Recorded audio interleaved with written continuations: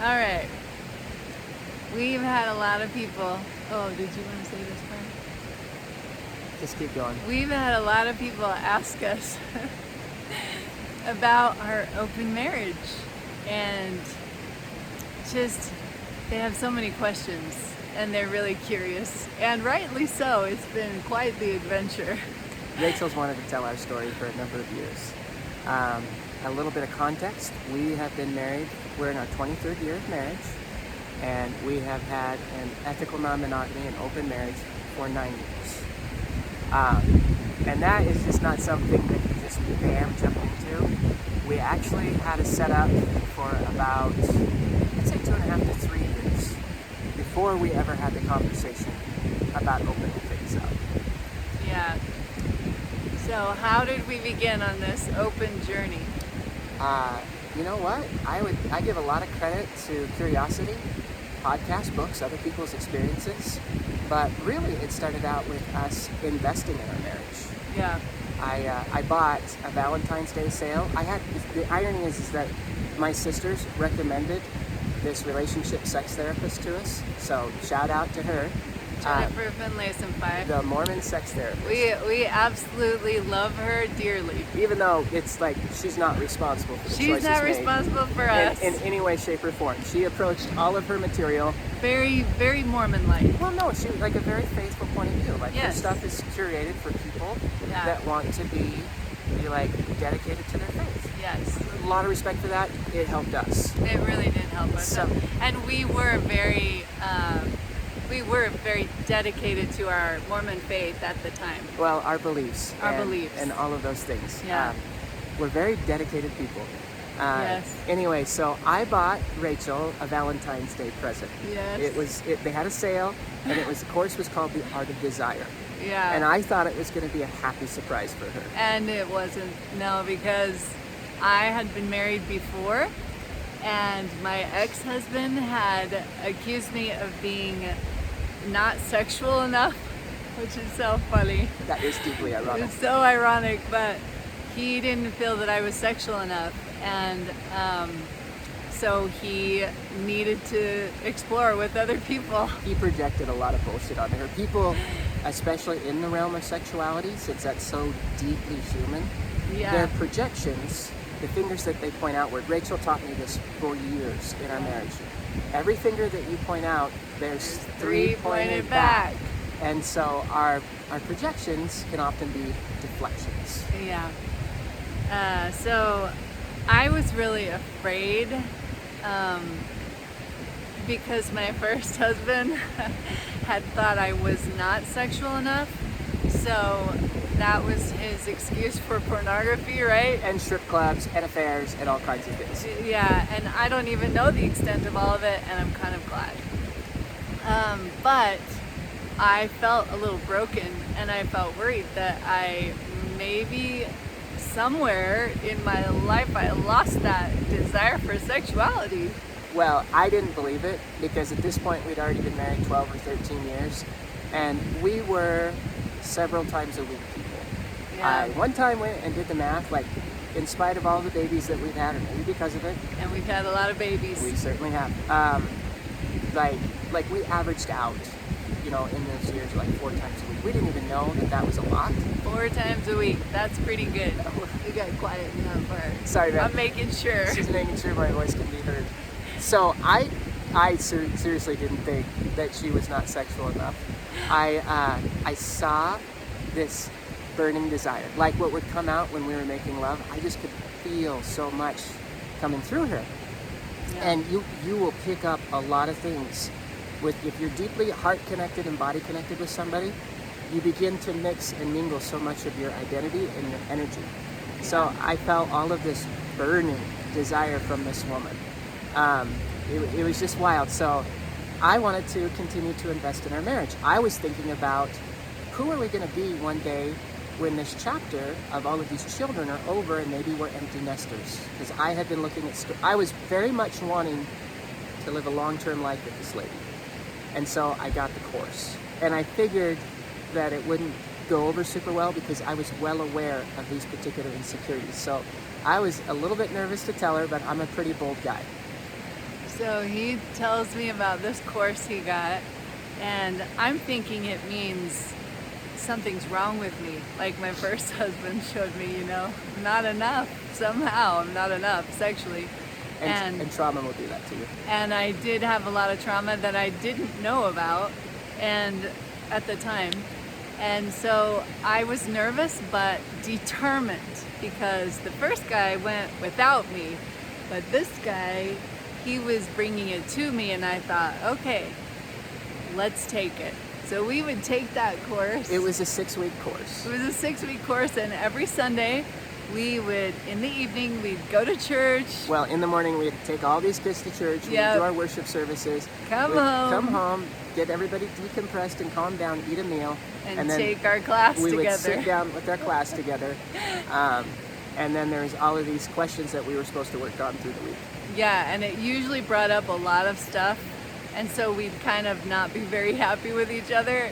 But then the next day, we'd have great sex. It would be fabulous. Amazing how being open and vulnerable And honest. and authentic with each other would do that. Yeah. So during the course in the Art of Desire, I remember Jennifer challenging all of us attendees Yeah. to open up. She talked about like this box inside of ourselves. It's in this deep, dark place where it's very taboo, that we're very ashamed of, that we barely crack the lid on to peek inside ourselves. We'll barely tell ourselves the truth about it, then we'll slam it closed. Yeah. And that's like how a pornography addiction happens. Yeah. That pressure builds, and that box will pop open, and somebody will consume a whole bunch of erotic material, feel terrible And then about they'll it. shut it down And then again. they'll shut it down, and then that shame cycle happens.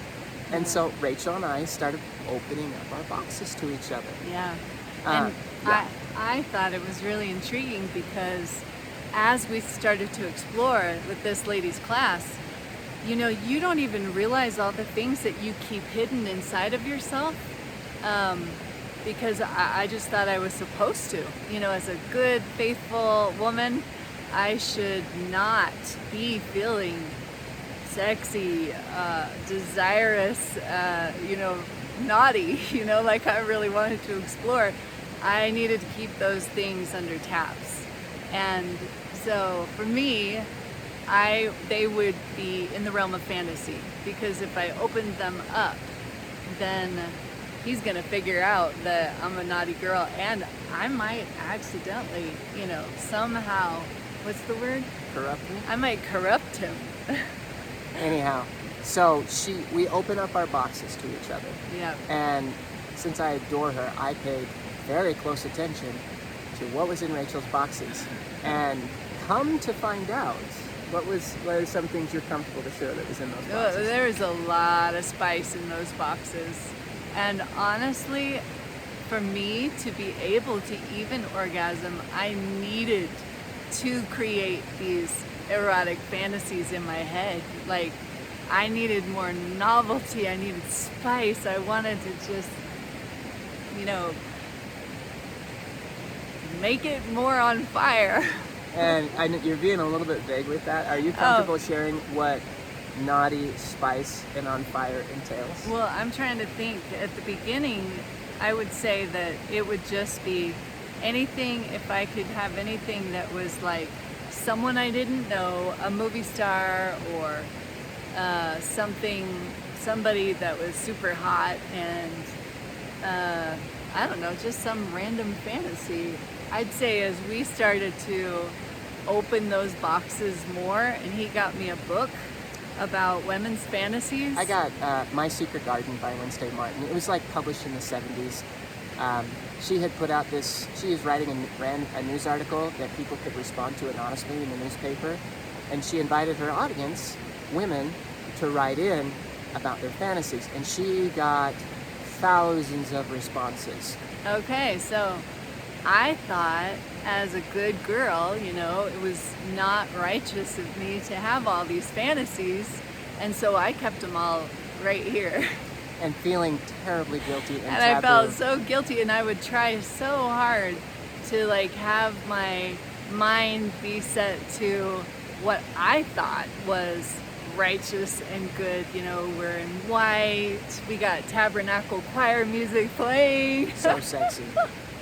And the celestial room of the somehow it's sexy because when you're in the temple, you know, it's not naughty, it's not spicy, it's very, you know, zen, Bland? you know.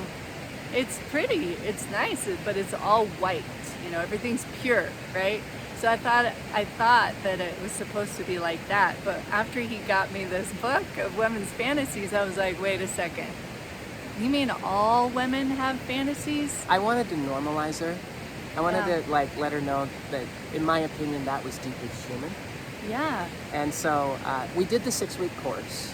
We got a lot out of it. We both became more open with each other about the fantasy material. And Jacob found out that a lot of Rachel's fantasies involved other people, potentially groups of people. Yeah. And then she started like confiding in me about being attracted to women. And it was like, she would go through like these admissions, and then she would, like, she spoke it out loud.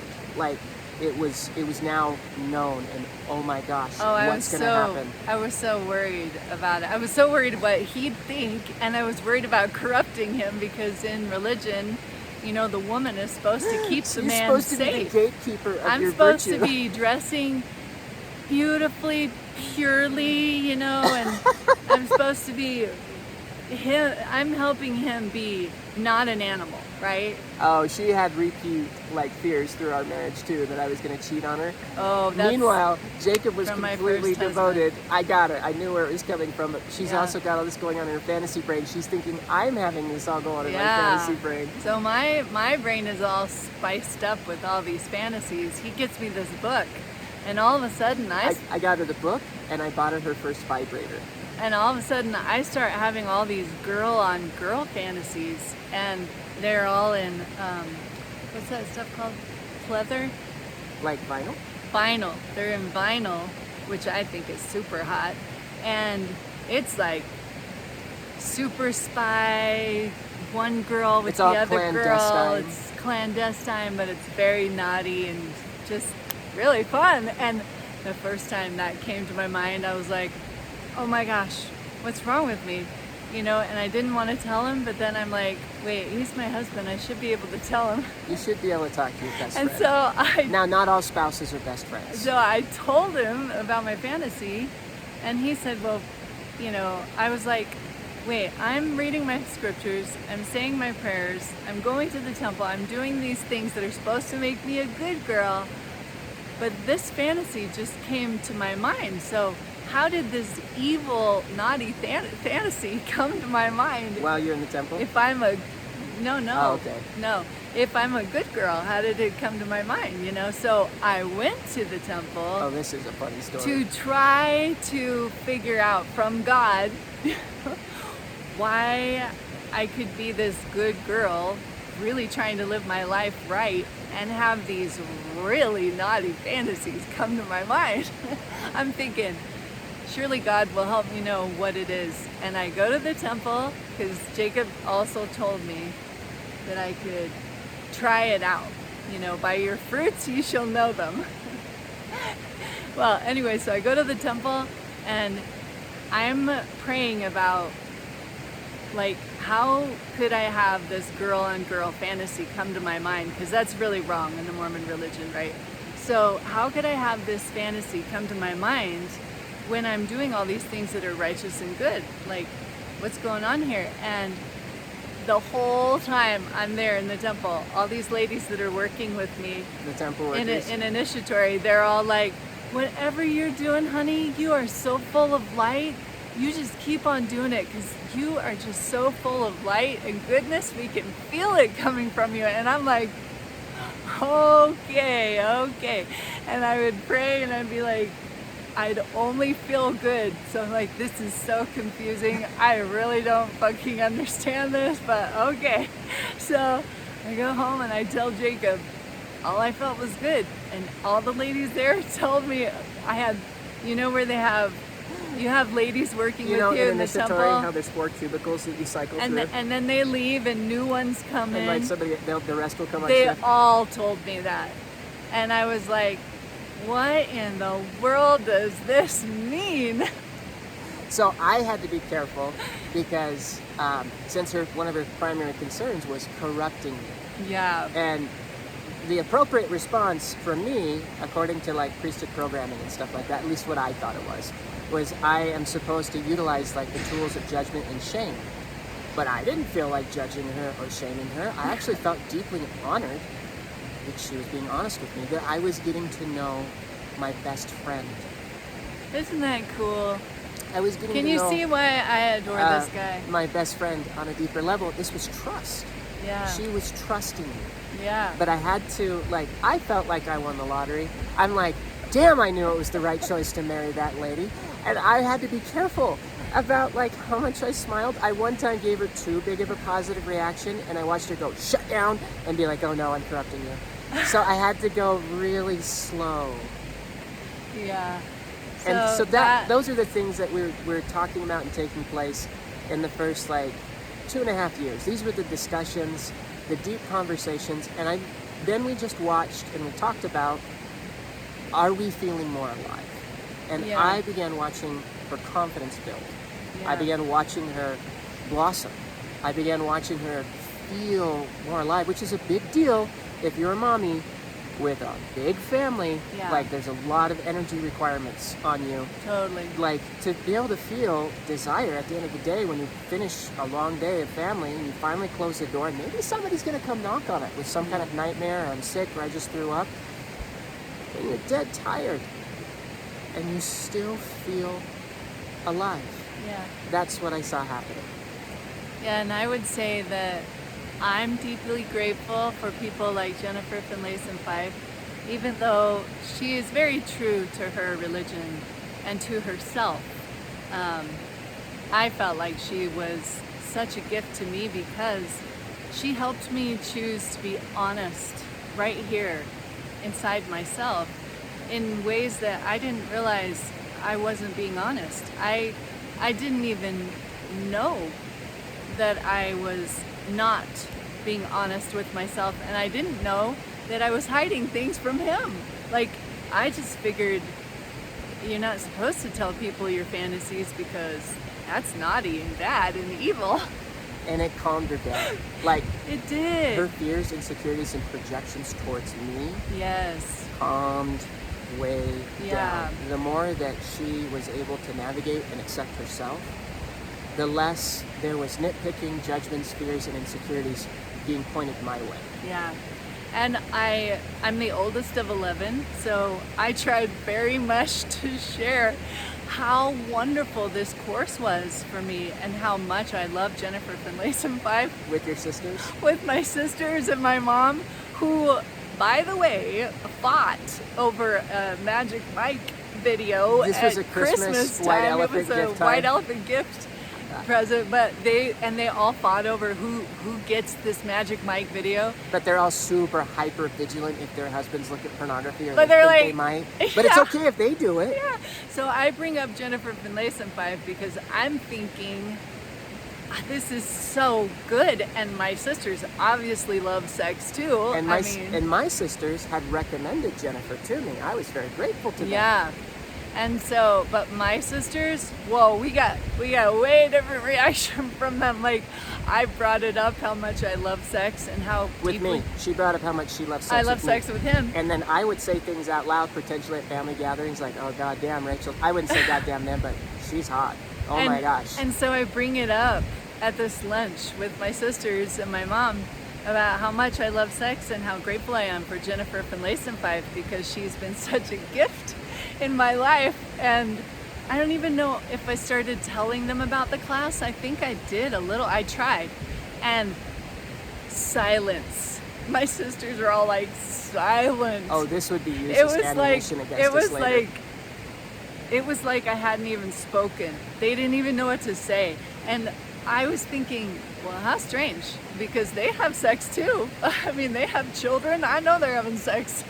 I mean, we're all supposed to be married, so cat's out of the bag. Sex is a real part of marriage. The person you picked. I hope you do. Anyway. So that's just like a little bit like, and during that time, you know, beyond Jennifer's class, I got a hold of books. Yeah. I was great. Like, I have a number of podcasters I'm really grateful to that exposed me to people that were doing like cutting edge education research. So I was always Yeah. looking for the next like couples therapy thing or self-help thing, because this was going really well. Yeah. And I was watching both of us feel more alive, and our friendship was deepening, Yeah. and we were like getting happier and happier and happier together. And if you're a happy couple, it has a happy household, and it's easier Everybody to feels be good. a better parent and parent Yeah. from a place of feeling joyful. Yeah. And kids can feel when mom and dad are or are not deeply connected. Even if you keep your fights private, It's true. kids feel the energy between the two of you. They're always reading it. Their little nervous systems are always co-regulating with yours. So if we were united and joyful, Yeah. that could then spread throughout our family. So we were only seeing up and up and good things for us. Yeah. And honestly, it was bringing so much joy. Just, I would say that simple tool of being honest with ourselves and then honest with each other was bringing so much pleasure And fun. and fun. And we could literally say, oh, we could talk about sex. We could say, hey, Well, it I'm, reintroduced a lot of novelty in our yes. friendship. Like, there are facets to each other that were like, really, I've known you for years. Yeah. That's been in there the whole You time. like that? Oh. Okay. Yeah, and honestly, we literally just took that class and just started to be more honest with ourselves and with each other, and it opened up so much for us. Well, what we found out for ourselves was that our spiritual sovereignty and our sexual sovereignty were intertwined. Yes. And then just as much as we are intertwined, and that a lot of problems start to happen when those things are kept separate. Yep. Anyway, we'll just call this one part one. Yep. We'll see what you guys think of this. I mean, there is certainly so much more to the story. So We haven't even gotten much more. to the like opening up conversation. We didn't even get our toes dipped yet. No, this was just all going on just between the two of us. Yeah. I'll do what she does.